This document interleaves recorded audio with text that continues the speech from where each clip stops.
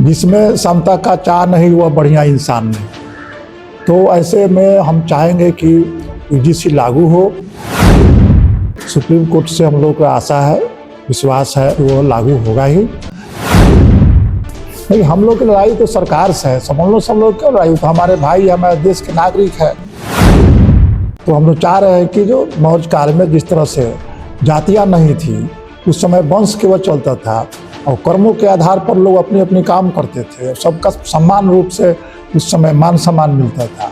इस आज भी उस तरह का हो और स्वर्णिम भारत का निर्माण हो। बहुजन समाज के लिए न्याय संगत नहीं फैसला आता है। सब लोग में जागरूकता ला करके इसके लिए हम सब लोग एकजुट होकर आंदोलन करेंगे। आज की बैठक इसलिए आयोजित की गई थी कि यूजीसी जो बिल लाया था उसके समर्थन में ये बैठक की गई है। और हम लोग आशा कर रहे थे और अभी आशान्वित हैं कि ये बिल जो है, जो सुप्रीम कोर्ट के जरिए स्टे किया गया है, इसके हक में फैसला आएगा। इसलिए कि ये बिल संविधान के अनुरूप है और इसमें समानता की बात की गई है और इक्वलिटी से जो है बड़ी बात कुछ नहीं है। उच्च शैक्षणिक संस्थाओं में जो है, जो कुछ वर्ग के बच्चों के साथ भेदभाव किया जाता है, तो ये चीज़ ख़त्म होगा और विद्यार्थियों में आपसी सद्भावना बढ़ेगी। तो अभी ये इसके विरुद्ध में जो यहाँ पूरे देश में उपद्रव हो रहा था, उसमें आम नौजवानों को बताना है कि इस बिल से किसी को नुकसान नहीं है, बल्कि इस बिल से जो है भाईचारा, समानता और प्रेम ही बढ़ेगा और एक दूसरे का पारस्परिक जो है सम्मान होता है वो बढ़ेगा। इसलिए हम लोग अपने नौजवानों को अवेयर करने के लिए मीटिंग कर रहे हैं और मीटिंग किया है। और एक बड़ी मीटिंग जो है 15 मार्च को मोतिहारी में आयोजित की जाएगी, उसके लिए भी आह्वान किया है। कितने बजे से? ये मीटिंग 15 मार्च को 11 बजे से आहूत की गई है और शाम के 4 बजे तक को चलेगी।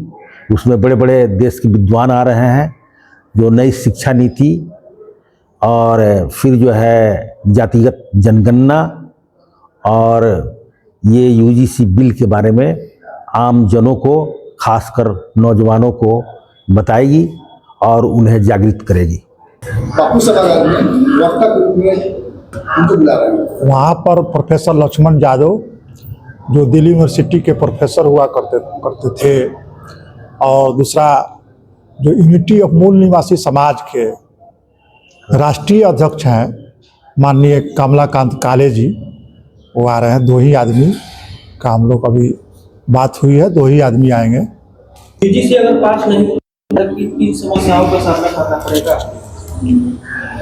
यूजीसी जो पास नहीं होगा तो ये तो 1956 से ही कानून है। अगर जो भेदभाव अभी कुछ लोगों द्वारा, सब वर्णों में सब लोग हम लोग से भेदभाव नहीं करता है, लेकिन कुछ लोग तो है जो बच्चे अनजान है, अज्ञानी है, जिनको भेदभाव परिवार से ही मिल जाता है। तो ऐसे लोग हमारे परिवार के जो बच्चे जाते हैं तो उनसे भेदभाव करते हैं। और जिसमें समता का चाह नहीं वह बढ़िया इंसान नहीं। तो ऐसे में हम चाहेंगे कि यूजीसी लागू हो। अगर लागू नहीं होता है तो जो समस्याएं अभी जो हमारे बच्चे को, और शुरू से ही समाज में भी कहीं कहीं भेदभाव देखने को मिलता है, तो इससे एक जितना प्रचार हम लोग करते हैं उससे ज़्यादा प्रचार तो सब बढ़ के लोग ही कर दिए हैं कि भाई यूजीसी से क्या लाभ है, क्या नुकसान है। प्रधानमंत्री नरेंद्र मोदी जी लागू करने के लिए बिल लाए, तो इसको बहुत कम दिन में ही इसको स्टे कर दिया सुप्रीम कोर्ट ने। इसलिए स्टे कर दिया कि कुछ लोग, उनके जो विधायक थे, सभी लोग नहीं, कुछ सवर्ण क्लास के जो विधायक लोग थे, कुछ लोगों ने विरोध करना शुरू कर दिया, कुछ लोग विरोध किया। लेकिन सुप्रीम कोर्ट से हम लोग को आशा है, विश्वास है कि वो लागू होगा ही। हम लोग अपने अधिकार को, जातीय जनगणना को, नई शिक्षा नीति को और यूजीसी को जानने के लिए कि आखिर ये है क्या, आखिर हम 85% के लिए वरदान है या अभिशाप है। इसीलिए हम लोग उस बापू सभागार में एक सभा का आयोजन हम लोग 15 मार्च को किए हैं। आप लोगों के द्वारा कहा जा रहा है कि यूजीसी को लागू करना चाहिए, लेकिन कुछ समाज के द्वारा कहा जा रहा है कि उसमें संशोधन होना चाहिए। क्या लगता है? संशोधन करके तो ही लागू किया गया था। अगर लागू हो जाए तो कुछ तो हम लोगों को राहत मिलेगा। कानून तो यहाँ पर बहुत बना हुआ है कि मर्डर कर दीजिए, 302 का कानून लागू हुआ है, कानून बना हुआ है, लेकिन हो जाता से है या सरकार से है? नहीं। हम लोग की लड़ाई तो सरकार से है, समझ लो। सब लोग क्यों लड़ाई? तो हमारे भाई, हमारे देश के नागरिक है। जैसे हम लोग हैं वैसे उन लोग भी, जैसे उन लोग के बच्चे हैं उन लोग, हम लोग के भी बच्चे हैं। हम लोग चाहते हैं कि जो लोग भी हमारे बच्चे और वो लोग बच्चे एक समानता, समान रूप से एक साथ रहे, पढ़े लिखे। आखिर स्वर्णिम भारत क्यों था? मौर्य काल में स्वर्णिम भारत इसलिए था कि उस समय जातियां नहीं थी।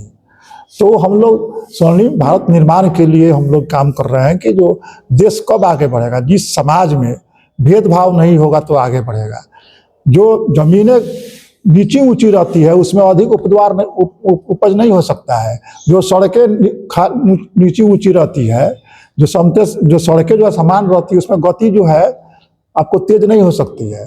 इसलिए ये समाज में भी है कि अगर जिस समाज में उच्च नीच का भेदभाव रहेगा तो यह समाज आगे नहीं बढ़ेगा, ये देश आगे नहीं बढ़ेगा। तो हम लोग चाह रहे हैं कि जो मौर्य काल में जिस तरह से जातियां नहीं थी, उस समय वंश केवल चलता था और कर्मों के आधार पर लोग अपने अपने काम करते थे और सबका समान रूप से उस समय मान सम्मान मिलता था।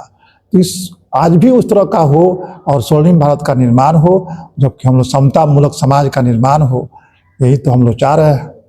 यूजीसी बिल पर रोक लगा दिया गया और इसका फैसला 19 मार्च को आने वाला है। अगर 19 मार्च को यानी बहुजन समाज के लिए अगर न्याय संगत फैसला नहीं आता है तो अगला कदम क्या होगा? बहुजन समाज के लिए न्याय संगत नहीं फैसला आता है। सब लोग में जागरूकता ला करके इसके लिए हम सब लोग एकजुट होकर आंदोलन में करेंगे। इसका आगाज यहाँ चंपारण की धरती से ही होगा। किस रूप में करेंगे? शांतिपूर्ण या?